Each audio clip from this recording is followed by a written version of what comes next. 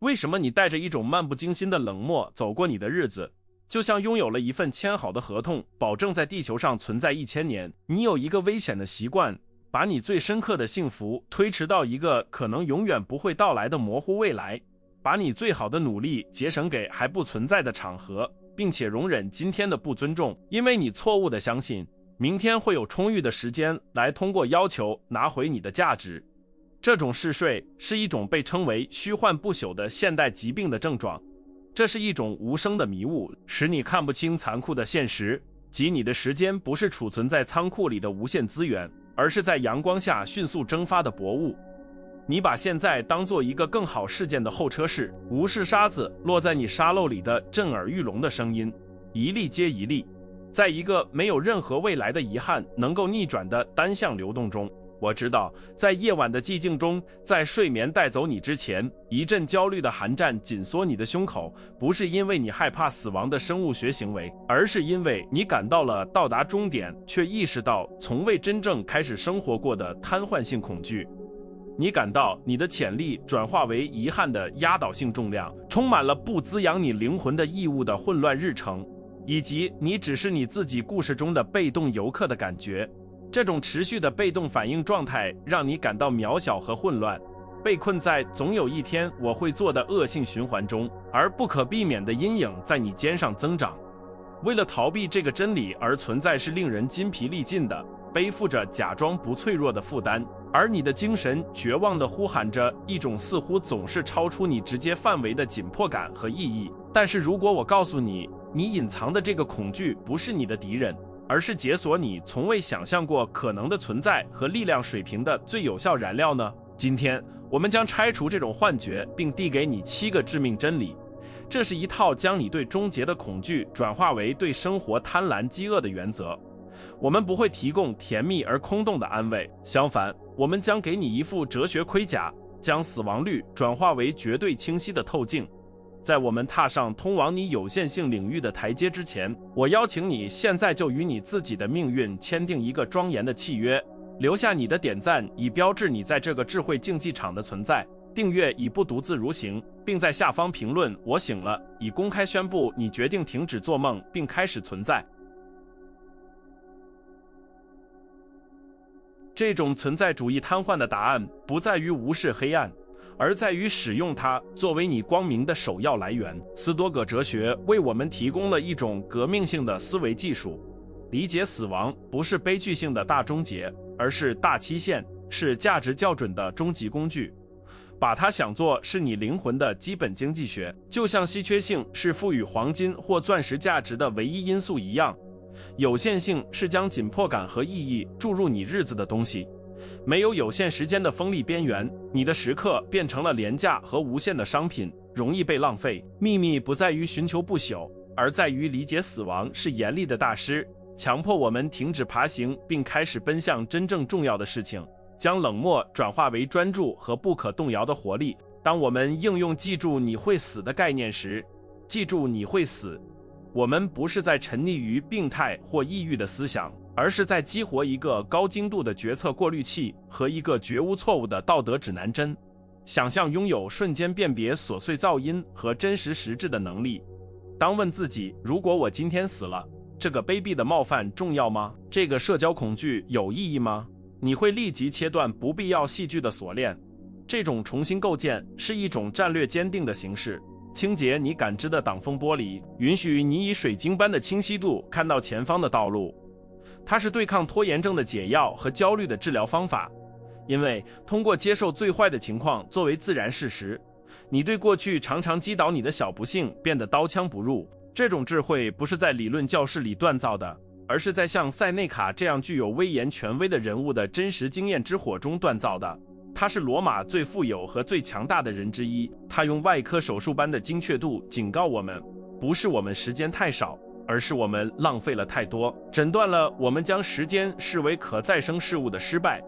而实际上它是我们要最宝贵和不可恢复的资产。通过将你的思想锚定在这些巨人的教导中，你不只是在学习历史，你正在继承人类伟大之处的说明书。准备好，因为现在我们将剖析那7个将把你从一个恐惧的游客转变为时间君主的真理，能够注视深渊并微笑，知道在你指挥下的每一秒都将被以一种蓄意和宏伟的强度度过。你需要吸收以打破恐惧锁链的第一个残酷真理，是对你与存在合同的真实性质的承认。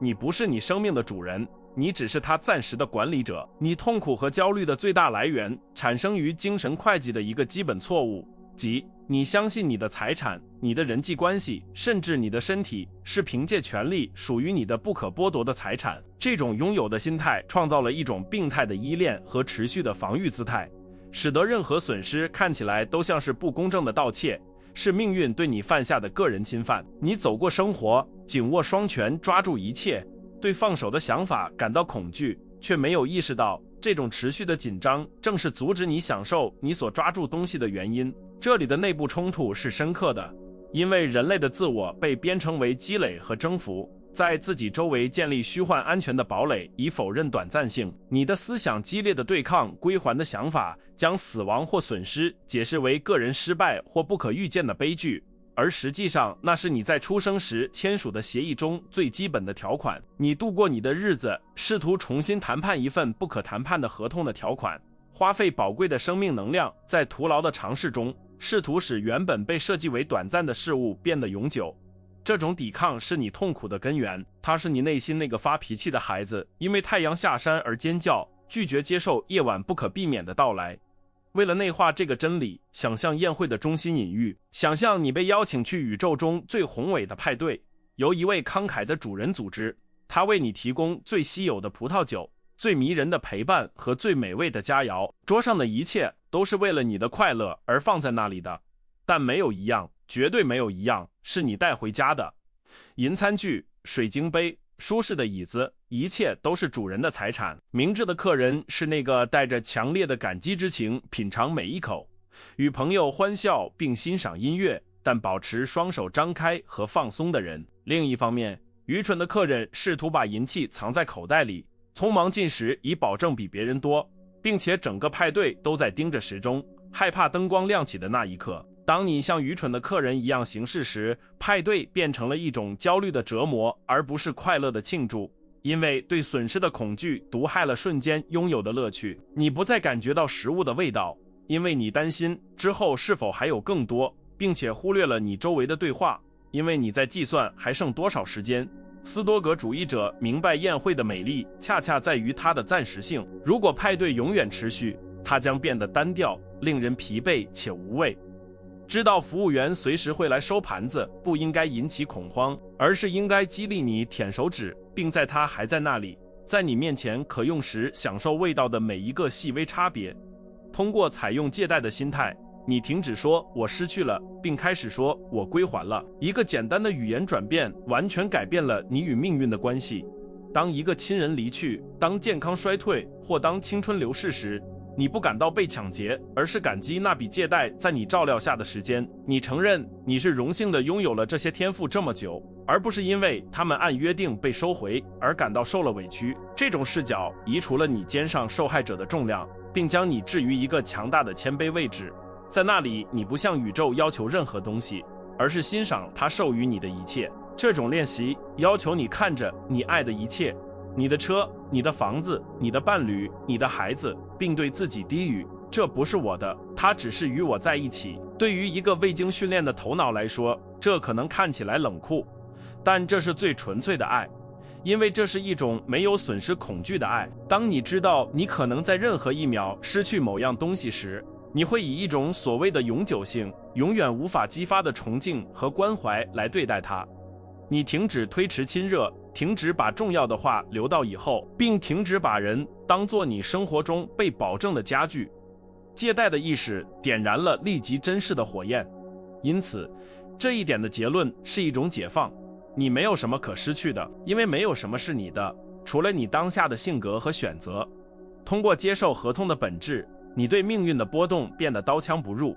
因为你的幸福不取决于拥有，而取决于对委托给你的东西的良好使用。你从生活的桌子上站起来，不是带着饥饿或遗憾，而是带着吃得好的饱足感和知道何时离开的尊严。你变成了一个明智的管理者，而不是一个吝啬的所有者。而在这个转变中，存在着你对死亡恐惧的第一个巨大胜利。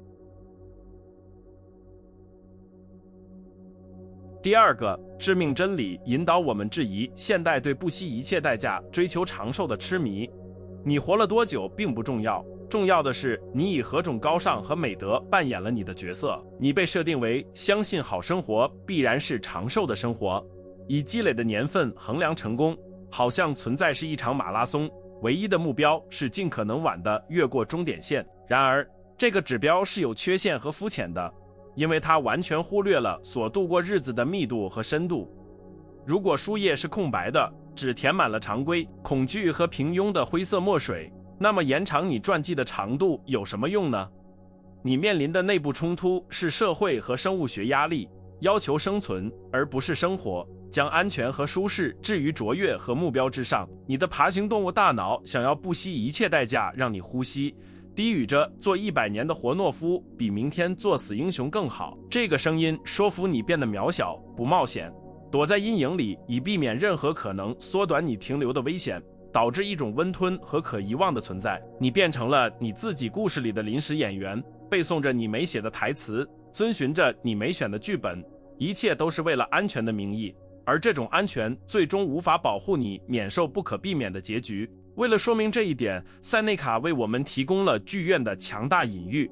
生活就像一场戏，演出是短是长并不重要，重要的是演员演得有多好。一个在舞台上停留3小时，台词磕磕绊绊，没有情感且让观众感到无聊的演员，并不优于一个只上场10分钟但交出了充满激情、真理和影响力的激动人心表演的演员。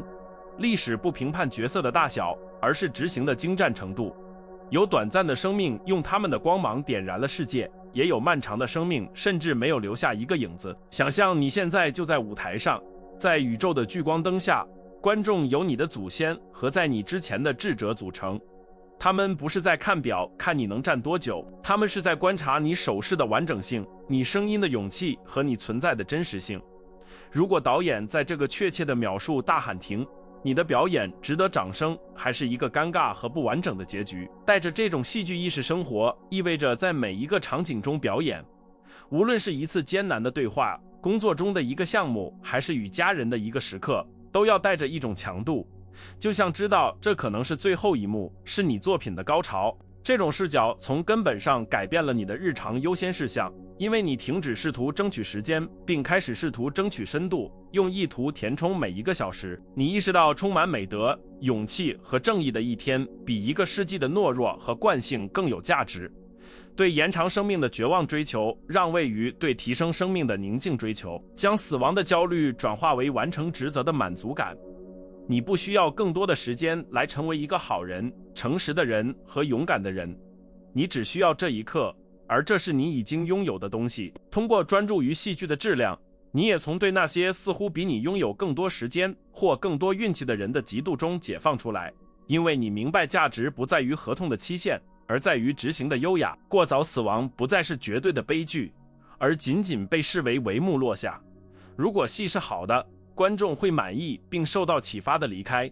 无论演出在什么时候结束，你掌握了叙事的控制权，不是关于它何时结束，而是关于它在持续时如何被讲述，成为积极的主角，而不是时间的被动受害者。因此，每天带着尊严退场，确保如果结局今天到来，你的故事将是完整和连贯的。这一点的结论是作者权的力量。通过专注于在此时此地演好你的角色，你剥夺了死亡打断你生活的权利，因为过得好的生活，即使短暂，本身就是一件完整的艺术品。你获得了知道卓越不需要永恒来闪耀的宁静，它只需要一个绝对真理的瞬间来证明自己。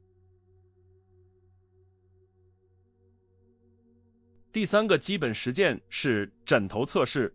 一种将睡眠的生物学行为转化为死亡的精神排练的夜间仪式。大多数人将睡眠视为一种平庸的暂停，一种为了给能量充电的自动关机，没有意识到入睡和死亡之间深刻的象征性和生理学相似性。你每晚带着一种傲慢躺下，确信闹钟会在早上响起，无视睡眠是死亡的孪生兄弟，一种你失去控制、身份和与世界联系的无意识状态。这里的冲突是头脑对放手一天的抵抗，把明天的担忧和今天的遗憾带上床，拒绝结束循环。你躺下身体，但头脑继续奔跑，计划、恐惧，好像可以通过失眠的担忧来保证未来。这种无法关闭一天大门的无能，产生了慢性焦虑，并阻止了真正的休息。因为你试图在明天存在之前就过明天，你把每个夜晚当作一个逗号，而你应该把它当作一个句号，一个小小的死亡，擦去你存在的黑板。这里的隐喻是将你的枕头不看作是一个舒适的地方，而是一块临时的墓碑，将你的床单看作是一块柔软的裹尸布。当你闭上眼睛时，想象你实际上正在对世界死去。你的野心、你的问题、你的敌人和你的爱在那一刻对你来说不再存在。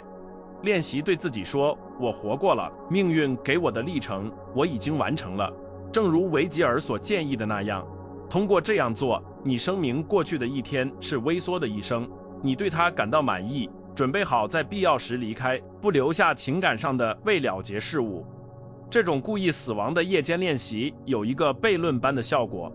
它不产生恐惧，而是一种深刻的平静和无与伦比的自由。如果你认为入睡时你已经死了，那么第二天早上醒来就不是一种权利或义务，而是一个奇迹般的奖金，一笔意想不到的利润。你不配得到，但还是收到了。你睁开眼睛，不是带着我必须做的沉重，而是带着我还可以做的惊奇。将早晨的例行公事转化为爆发性感激的仪式。对于一个刚刚复活的人来说，咖啡味道更好，阳光更明亮，问题看起来更小。通过练习枕头测试，你也创造了一个无情的每日反馈机制。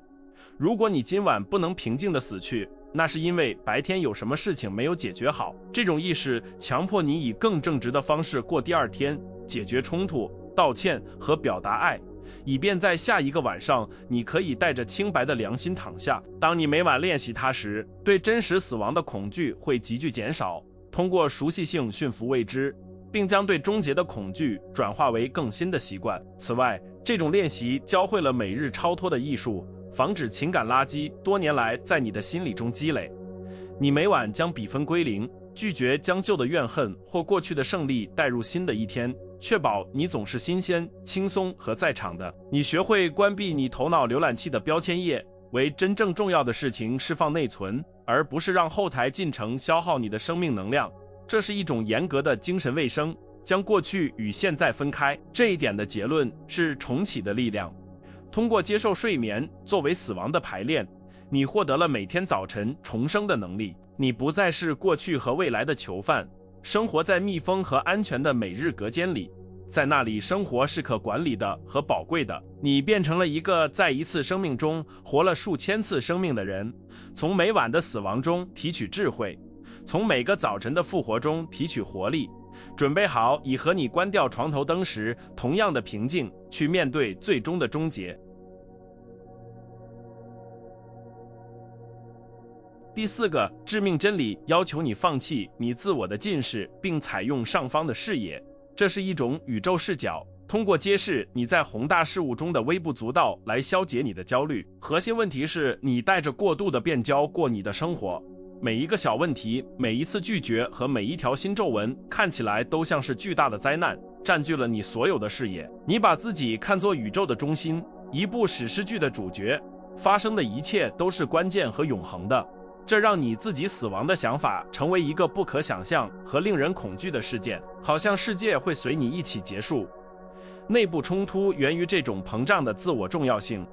它将死亡率转化为一种个人冒犯，一种针对你伟大的宇宙不公。你的头脑努力接受宇宙将在没有你存在的情况下继续完美运转，太阳将升起，潮汐将上涨，季节将变化，带着一如既往的庄严冷漠。这种拒绝接受你无关紧要的抵抗，产生了必须特别和永恒的无法忍受的重量。这是没有任何人类被设计来承受的负担。你受苦是因为你相信你的消失对存在来说是一个悲剧，而实际上这只是交响乐中的一个音符。为了打破这种幻觉，使用蚁群或猩猩的隐喻，想象自己上升，漂浮出你的身体，在你家、你城市、你国家之上，直到看到地球作为黑暗广阔太空中一个淡蓝色的点。从这个高度，你巨大的担忧，你对地位的争夺和你对死亡的恐惧看起来荒谬不可见，如风中的尘埃。看看人类历史的时间线，在你之前有数十亿人生活、爱过、受苦并死去，绝大多数被完全遗忘，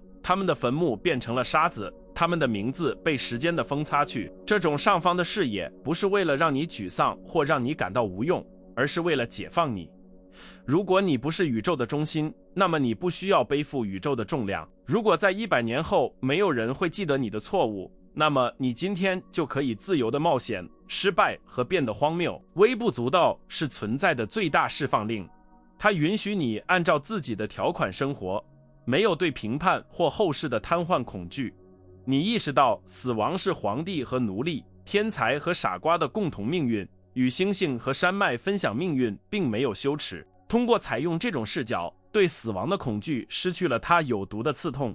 因为你明白死亡只是回归你从中出现的自然循环。你不再将死亡视为一个孤立和可怕的事件，而是开始将其视为生命更新所必须的生物过程，就像秋天的落叶为春天的嫩芽让路一样自然。你感到与一个更大的整体相连，是神圣齿轮的一个小而有功能的部件，并在你的物质将用于构建新生命形式的想法中找到安慰。上方的视野练习也治愈傲慢并培养宁静的谦卑，让你对别人的失败更宽容，对冒犯更少反应。当你意识到周围每个人的生命是多么短暂和脆弱时，愤怒转化为同情。为什么要浪费时间恨一个像你一样很快就会死去的人？这种宏观视野将你的优先事项与现实对齐，过滤掉噪音，只留下本质和真实的东西。这一点的结论是轻盈的力量。通过接受你的宇宙微不足道，你对自我的重量和被遗忘的恐惧免疫，你获得了过真实和简单生活的自由。知道唯一重要的观众是你自己的良心，唯一存在的时间是现在。你变成了一个轻装的旅行者，走过世界而不留下深刻的焦虑足迹，满足于成为存在之永恒篝火中瞬间的火花。第5个真理是对人类心理学的外科手术式诊断。由对死亡的恐惧引起的痛苦比死亡本身的行为更加痛苦、持久和具有破坏性。塞内卡警告我们，我们在想象中比在现实中受苦更多，这一点在死亡的情况下最为真实。你花费几十年用假设的情景折磨自己，想象痛苦、孤独和非存在的空虚，在你的脑海中循环播放心理恐怖电影。残酷的悖论是，你为了害怕失去生命而毁了生命，你真正拥有的唯一东西。为一个只持续一瞬间的事件生活在预先的哀悼状态中。内部冲突在于人类头脑投射未来的能力，这是一个避免捕食者的有用进化工具，但在应用于不可避免的事物时却是灾难性的。你的头脑将死亡视为一个你将经历、处理和遭受的事件，而实际上死亡是体验的结束，是意识的停止。正如伊壁鸠鲁辉煌地指出的那样，当我在时，死亡不在；当死亡在时，我不在。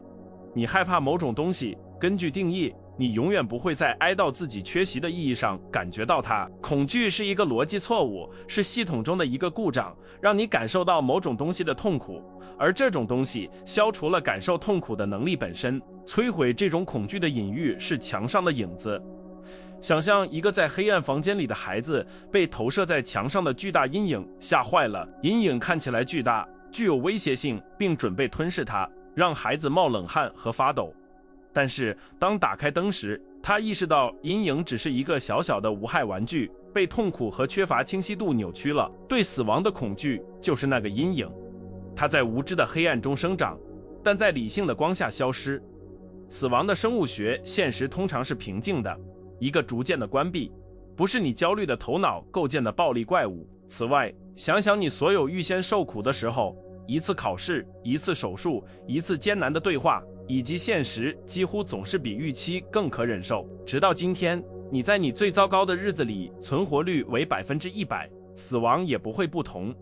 大自然以其智慧提供了处理最后时刻所需的机制，释放荷尔蒙和意识状态以促进过渡。你现在的恐惧并不能让你为死亡做好准备，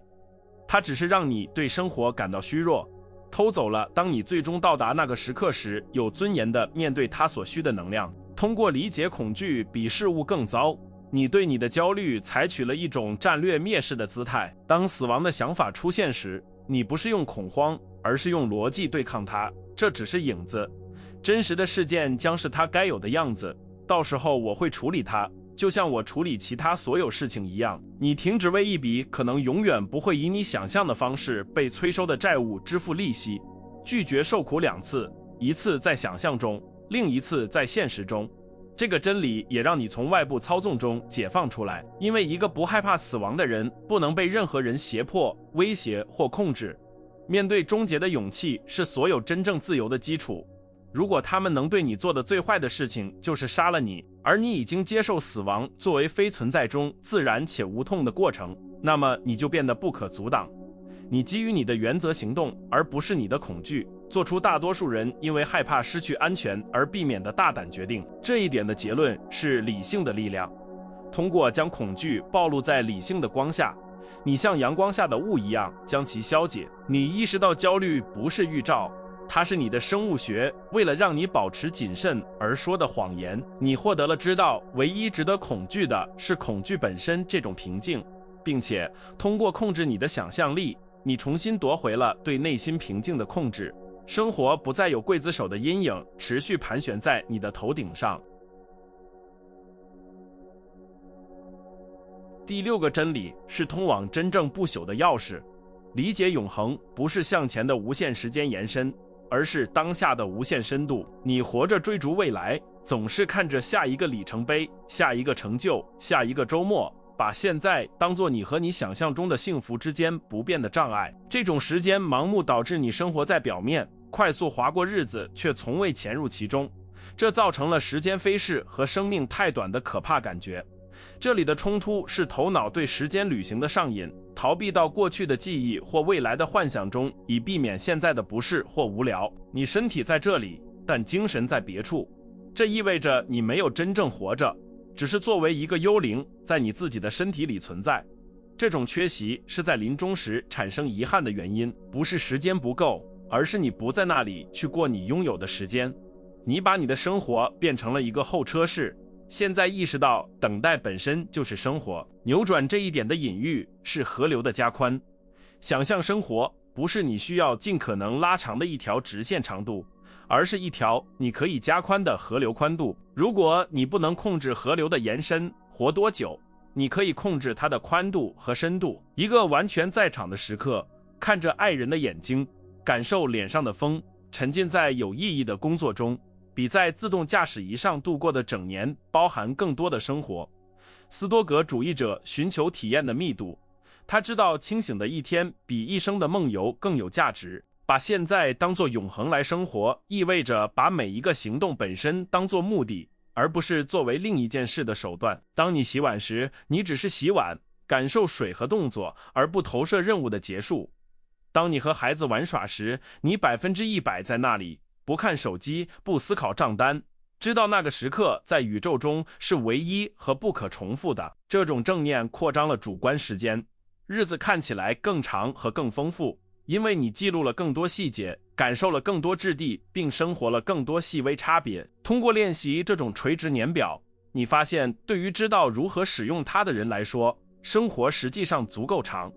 时间稀缺的感觉消失了，因为你在过程中找到了立即的满足，而不仅仅是在结果中。你停止等待退休或假期来变得快乐，在一杯咖啡中，在一次深呼吸中，或在片刻的寂静中找到微型永恒。死亡失去了偷走你未来的力量，因为你在当下已经拥有了你所需要的一切。这种彻底的在场也是尊重无常的唯一方式。知道这一刻可能是最后时刻，你赋予它神圣的品质。你像是在告别一样接吻，像是在做最后的杰作一样工作，像没有明天来记恨一样原谅。死亡的紧迫感不产生恐慌，而是一种充满活力的强度，在你看到和触摸的一切中产生更饱和的颜色。这一点的结论是圆满的力量。通过加宽你的现在，你每一秒都过着完整的生活。你变成了时间的大师，不是通过拉长它，而是通过将它填满至边缘。你获得了确定性，即如果死亡在1分钟后到来，他将发现你活着、清醒和满足，而不是饥饿和分心。你发现永恒不是你要去的地方，而是你在你已经所在之处的一种方式。第7个也是最后一个真理，是斯多葛山脉的顶峰，命运之爱 Amor Fati。 对命运的热爱，这不仅仅是以被动的顺从接受死亡，像吞下苦药一样，而是积极的拥抱它，视其为自然秩序中本质和美丽的一部分。大多数人与现实处于战争状态，希望事情有所不同，希望死亡不存在，希望衰老是可选的。这种抵抗是所有神经质痛苦的源头。它是想要冬天变成夏天，夜晚变成白天，在你想要的和实际是的之间创造永久的摩擦。内部冲突是自我对自然法则的反叛。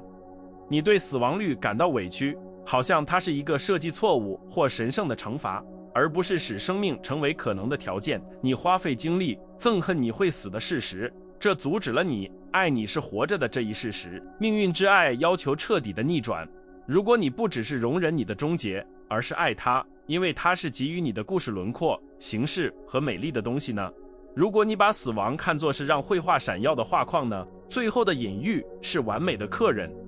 再次想象生活的派对，但现在是在离开的时刻。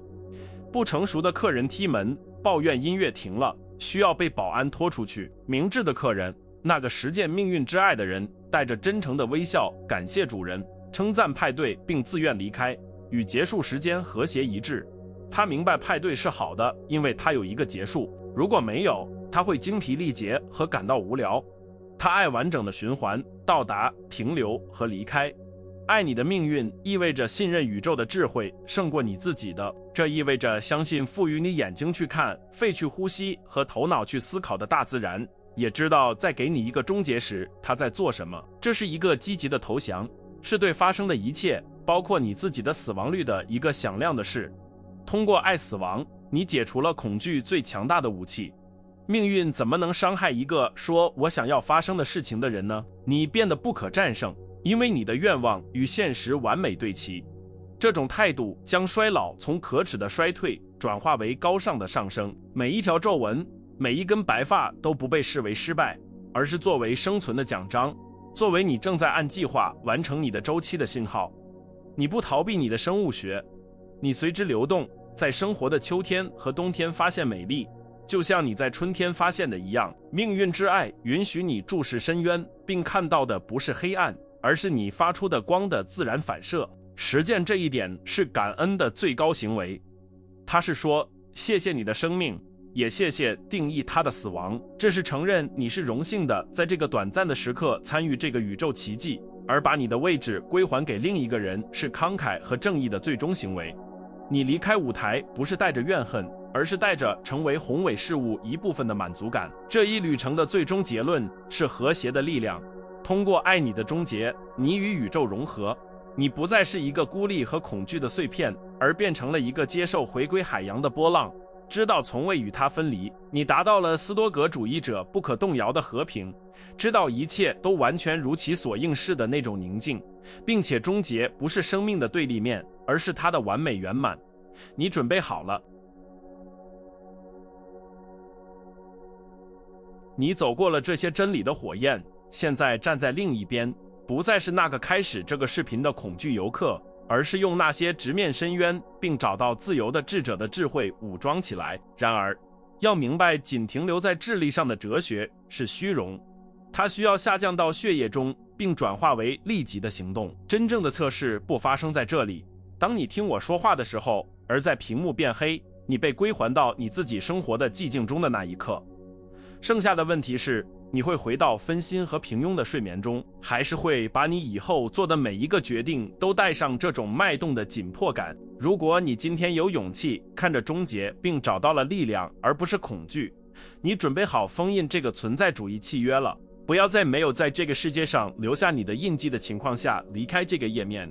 现在就去评论区写下记住，你会死 Memento Mori， 不要把它看作简单的数字互动，而是一个公开声明，刻在石头上的凹痕，标志着你绝对拒绝再浪费1秒钟在不重要的事情上。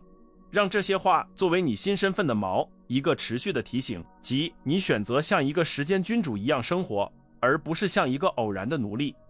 为了巩固这种转变，留下你的点赞作为你与这种哲学结盟的象征，并确保订阅已与少数敢于睁大眼睛生活的人同行。如果你认识某个仍在存在中梦游，被困在虚幻不朽幻觉中的人，与他分享这个信息，这可能是拯救那个人免于未来遗憾的觉醒。你现在拥有了工具、心态和你剩下的时间。宴会已上桌，沙漏正在流逝。现在去吧，让你的生活变得宏伟。